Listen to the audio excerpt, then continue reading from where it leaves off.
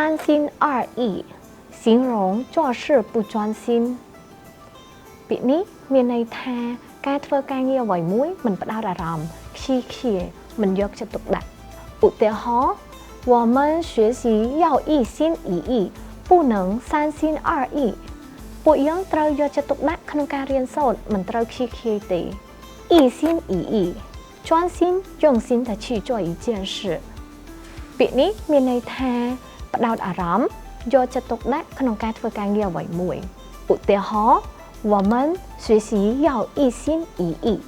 ពួកយើងត្រូវយកចិត្តទុកដាក់ក្នុងការរៀនសូត្រសម្រាប់បងប្អូនដែលទើបប្រឡងបាក់ឌុបចាប់ឆ្នាំនេះហើយមានបំណងចង់ពង្រឹងភាសាអង់គ្លេសឬភាសាចិនឥឡូវនេះមជ្ឈមណ្ឌលអប់រំ Spring កំពុងផ្ដល់អាហារូបករណ៍ជាច្រើនកន្លែង